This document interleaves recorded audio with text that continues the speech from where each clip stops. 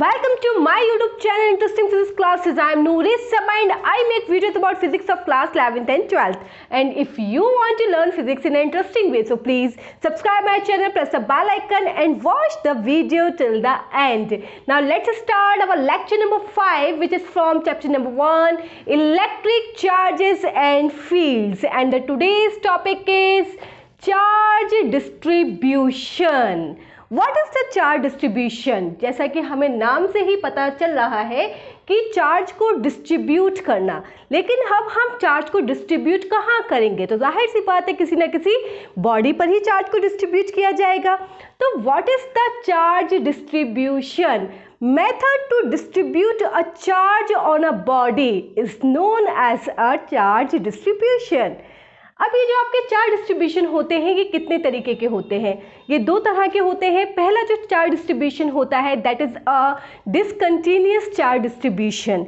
ये क्या है discontinuous charge distribution?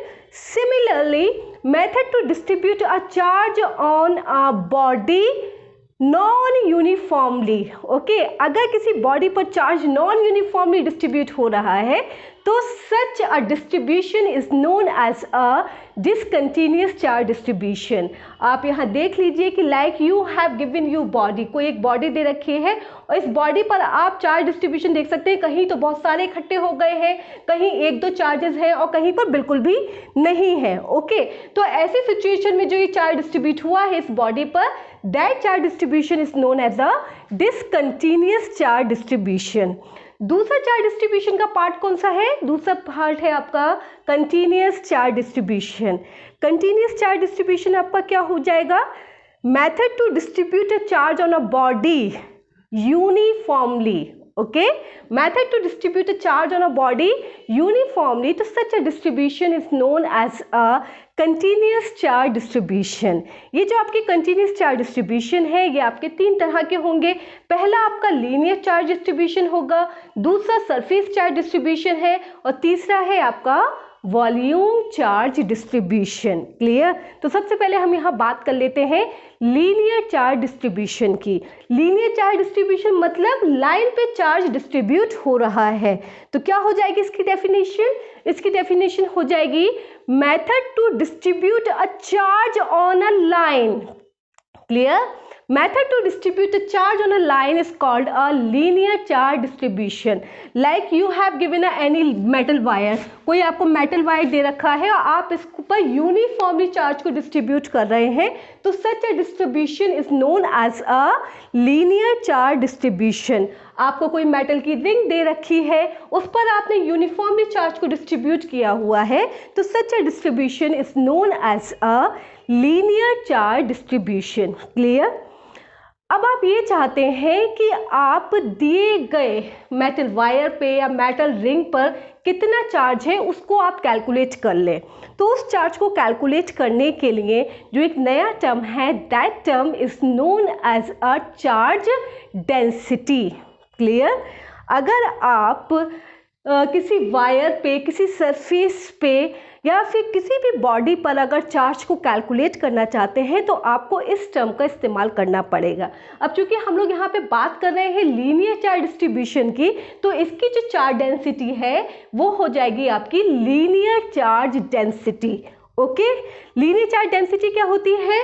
Charge on a unit length of a wire.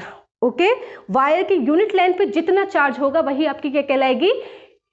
Charge density. That is a linear charge density.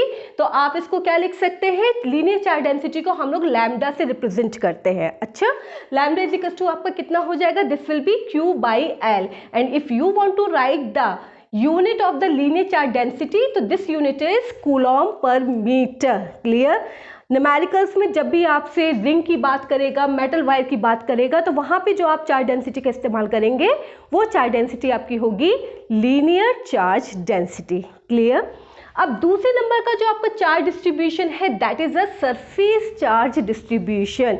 इसके भी बिल्कुल नाम से क्लियर है कि it is a method to distribute a charge on a surface of a body. अगर किसी body के सरफेस पे आप चार्ज को डिस्ट्रीब्यूट कर रहे हैं यूनिफॉर्मली, तो such a distribution is known as a surface charge distribution. Clear?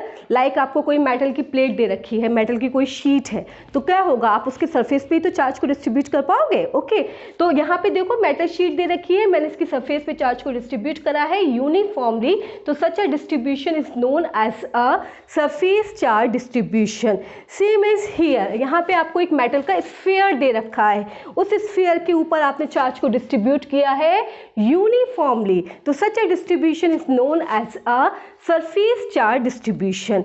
In this situation, if you want to calculate the charge density, okay, charge density अगर आप कैलकुलेट करना चाहते हैं तो वो चार्ज डेंसिटी आपकी कहलाती है सरफेस चार्ज डेंसिटी। ओके, और सरफेस चार्ज डेंसिटी क्या होती है, charge on a unit area of a surface. Okay, surface के यूनिट एरिया पे जितना भी चार्ज होगा वही आपकी क्या कहलाएगी, सरफेस चार्ज डेंसिटी कहलाएगी।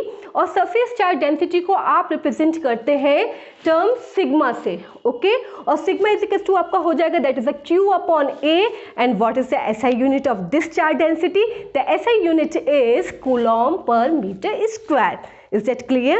और थर्ड आपका जो चार्ज डिस्ट्रीब्यूशन है that is a volume charge distribution. Volume charge distribution क्या होता है?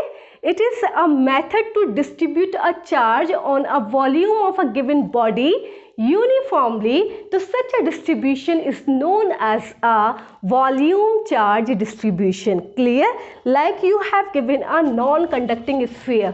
कोई आपको एक non-conducting sphere दे रखा है और आपने उसके पूरे वॉल्यूम पे चार्ज को डिस्ट्रीब्यूट कर दिया है, तो ये वाला जो आपका डिस्ट्रीब्यूशन है ये कहलाएगा आपका volume charge distribution. And if you want to calculate the charge on a unit volume of a given body, तो such a density is known as a volume charge density. Clear? आप इसको किससे represent करते हैं? इसको आप represent करते हैं टर्म रो से। Clear? Rho is equal to आपका कितना हो जाएगा, Q upon V, and what is the SI unit of this one? The SI unit is coulomb per metre cube. Okay, तो इन न्यूमेरिकल्स, अगर हम न्यूमेरिकल्स की बात करें तो न्यूमेरिकल्स में अगर आपको कोई मेटेलिक वायर या रिंग दे रखी है तो आप इस चार्ज डिस्ट्रीब्यूशन का इस्तेमाल करेंगे। अगर आपको कोई शीट दे रखी है या कोई स्फीयर दे रखा है मेटल का तो आप सरफेस चार्ज डिस्ट्रीब्यूशन का यूज़ करेंगे।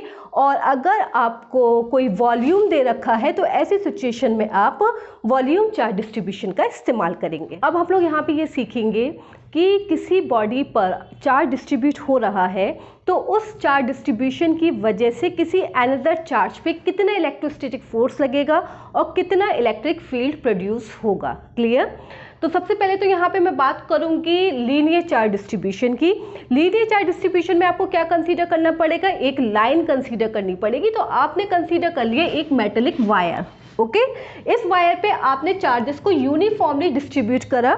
डिस्ट्रीब्यूट करने के बाद कोई अनदर टेस्ट चार्ज Q0 आपने कंसीडर करा और अब आप ये पता करना चाहते हैं कि ये वाली जो पूरा वायर है वो इस चार्ज पे कितना फोर्स एक्सर्ट कर रहा है।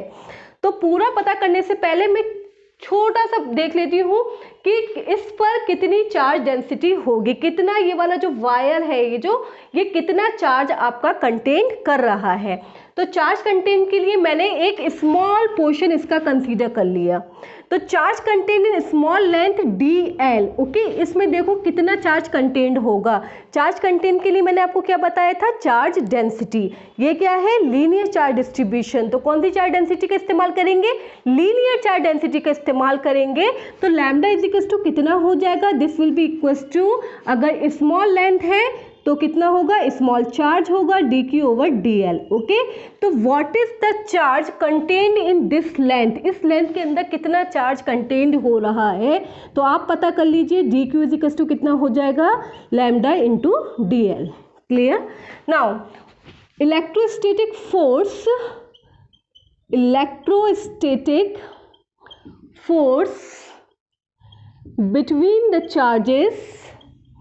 between the charges dq and q0। अब इनके बीच इलेक्ट्रोस्टैटिक फोर्स कितना होगा तो जरा पता कर लो, this is dF vector. Linear charge distribution है तो मैं इसको डी एफ वेक्टर एल से कंसीडर कर रही हूँ and this will be equals to K Q1 कितना हो जाएगा आपका D Q into Q not, कितनी डिस्टेंस इन दोनों के बीच R square and this is R cap.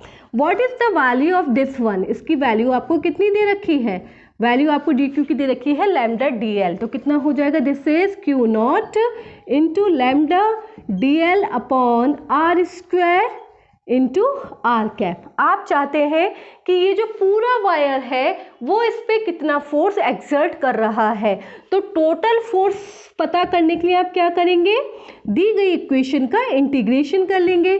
तो टोटल फोर्स कितना हो जाएगा, this is F vector L is equals to K and this is Q not integration किसका कर रहे हैं, लाइन का कर रहे हैं, तो कितना हो जाएगा एल तक रहेगा आपका and this will be lambda D L upon R square into R cap. Is it clear? Similarly you can also find the electric field. अब इलेक्ट्रिक फील्ड कितना होगा, तो इलेक्ट्रिक फील्ड का फॉर्मूला आपको पता है क्या होता है, what is the formula for the electric field, it is E vector is equals to F vector upon Q naught. Okay, now substitute the value of F vector in this equation. इसमें जब आप substitute करेंगे तो कितना निकल के आ जाएगा, this will be K upon Q naught, से Q naught तो आपका cancel out हो जाएगा, this is integration of L lambda dl upon r square into r cap. Okay, this is the expression for the electric field. कर लीजिए। अब यहाँ पे हम लोग सीखते हैं electrostatic force exerted on charge Q naught due to surface charge distribution. Clear? Like you have given a surface, कोई आपको मेटेलिक शीट दे रखी है और उस पे चार्ज यूनिफॉर्मली डिस्ट्रीब्यूटेड है, कोई अनदर चार्ज Q नॉट इसके बाहर है, आपको पता करना है कि ये वाली जो शीट है वो इस पे कितना फोर्स एक्सर्ट कर रही है और कितना इलेक्ट्रिक फील्ड वो प्रोड्यूस कर रही है। क्लियर? तो पूरे का ना पता करके वैसे ही जैसे कि मैंने आपको बताया था कि एक छोटे पोर्शन का हम लोग पता कर लेंगे कि एक छोटे से पोर्शन पे कितना चार्ज है and then we can calculate the whole charge. Okay, तो अब जरा देख लो, charge contained in small surface. Okay, small surface आपने कंसीडर कर ली, this is a ds। Charge content के लिए आप क्या करेंगे, चार्ज डेंसिटी का पता करेंगे। चार्ज डेंसिटी क्या होगी इसके लिए, सरफेस चार्ज डेंसिटी होगी, और सरफेस चार्ज डेंसिटी का मैंने आपको क्या फॉर्मूला बताया था, that is sigma is equals to Q upon A. तो what will be the sigma, sigma is equals to आपका कितना हो जाएगा, अगर स्मॉल सरफेस है तो चार्ज भी स्मॉल होगा, सरफेस भी आपकी स्मॉल होगी, तो what will be the value of the charge, the value of the charge is sigma into ds। I hope it is clear. Clear है? अब आप पता कर लीजिए कि ये वाला जो dq चार्ज है वो इस q नॉट चार्ज पे कितना फोर्स एक्सर्ट कर रहा है। तो इलेक्ट्रोस्टैटिक फोर्स कितना हो जाएगा, electrostatic force between dq and q not. Okay, कितना हुआ, तो f वेक्टर df कितना है, सरफेस के लिए मैं इसको s से कंसीडर कर दे रही हूँ, दिस इज के q1 कितना है dq और दूसरा वाला कितना है q नॉट, और इन दोनों के बीच की दूरी कितनी है r स्क्वायर है and this is a position vector. Okay, r vector r cap, तो ये कितना हो जाएगा, this will be df vector is equals to k। What is the value of dq, this is sigma ds, तो कितना हो जाएगा, this is sigma q naught ds upon r square into r cap. Clear? अब ज़रा देख लीजिए, you want to find out the total force, तो total force कितना हो जाएगा, आप इंटीग्रेशन कर लीजिए, इंटीग्रेशन करा तो this will B f vector s k, कहाँ से कहाँ तक करेंगे, पूरी सरफेस का इंटीग्रेशन आप करेंगे and this will B sigma q not upon r square into r cap and this is ds. Okay, this is the total electrostatic force exerted by a sheet on charge q naught. Okay, then you want to find out the electric field. Okay, so what will be the electric field, electric field कितना हो जाएगा, तो electric field का formula आपको पता है क्या होता है, this is E vector is equals to F vector upon Q naught. Okay, यहाँ पे क्यू नॉट से क्यू नॉट कैंसिल आउट हो जाएगा, तो what will be the value of the electric field due to surface. Okay, surface की वजह से कितनी इलेक्ट्रिक फील्ड निकल के आएगी, तो this will be integration S sigma upon R square into R cap D S. Is that clear? कर लीजिए इसको। अब नेक्स्ट यहाँ पे देख लेते हैं कि किसी बॉडी की वॉल्यूम की वजह से कोई जो दूसरा आपको चार्ज दे रखा है उस पर कितना फोर्स एक्सर्टेड होगा और वो कितना इलेक्ट्रिक फील्ड प्रोड्यूस करेगा। ओके, तो ज़रा देख लें कि you wish to calculate the electrostatic force. तो आपने क्या कंसीडर करा, सबसे पहले आपको एक बॉडी दी गई है, इस बॉडी के अंदर आपने एक स्मॉल पोर्शन कंसीडर करा having a volume dv। Okay, और उस वॉल्यूम की वजह से इस टेस्ट चार्ज पर कितना फोर्स एक्सर्ट होगा ये आपको पता करना है। तो सबसे पहले तो यही पता कर लीजिए कि ये जो आपको स्मॉल वॉल्यूम दे रखा है इसमें कितना चार्ज कंटेन्ड है। तो जाहिर सी बात है आप कौन सी चार्ज डेंसिटी का इस्तेमाल करेंगे, this is a volume charge density. Clear? तो वॉल्यूम चार्ज डेंसिटी कितनी हो जाएगी, that is rho is equals to, this will be dq over dv। तो what is the charge in this small portion, कितना हो जाएगा, दिस इज रो dv। क्लियर? अब जरा पता कर लीजिए what is the force, electrostatic force कितना हो जाएगा, तो electrostatic force due to the volume this will B k and this is dq into Q naught upon R square into R cap. What is the value of dq, कितनी value है dq की, तो dq की value आपको दे रखी है rho dv, तो this is rho Q naught dv upon R square into R cap. आप क्या चाहते हैं, आप टोटल फोर्स पता करना चाह रहे हैं कि ये जो पूरी बॉडी है वो इस चार्ज पे कितना फोर्स एक्सर्ट कर रही है। तो टोटल फोर्स पता करने के लिए क्या करेंगे, इंटीग्रेशन करेंगे पूरी होल बॉडी का, and this will be rho Q naught upon R square into D V into R cap. ठीक है ना, ये क्यू नॉट को ज़रा बाहर लिख लो तो फिर कैलकुलेशन में और भी ज़्यादा आसानी होगी। ये हो गया आपका टोटल फोर्स। अब आपको क्या करना है, अब आप चाहते हैं कि आप इलेक्ट्रिक फील्ड को और पता कर लें। इलेक्ट्रिक फील्ड ये कितना प्रोड्यूस कर रही है, ये जो होल्ड बॉडी है, तो इलेक्ट्रिक फील्ड कितना हो जाएगा, this will be F vector V upon Q naught. Okay, तो यहाँ पे जो क्यू नॉट है वो कैंसिल आउट हो जाएगा। तो what is the expression for the electric field, this will be K integration of total body and rho R square D V into R cap. Is that clear? So my dear students, this is all about the today's lecture, जहाँ पे आपको charge distribution के बारे में सब कुछ बता दिया गया। साथ के साथ आपने यहाँ पे ये भी सीखा कि हम किस तरीके से दी गई बॉडी से पूरा का पूरा इलेक्ट्रोस्टैटिक फोर्स, इलेक्ट्रिक फील्ड हम किस तरीके से कैलकुलेट कर सकते हैं। Okay, so this is all about the today's lecture. Video को ज़्यादा से ज़्यादा लाइक, शेयर और सब्सक्राइब करिए। इंटरेस्टिंग फिजिक्स क्लासेस के साथ बस इसी तरीके से जुड़े रहिए। Thank you.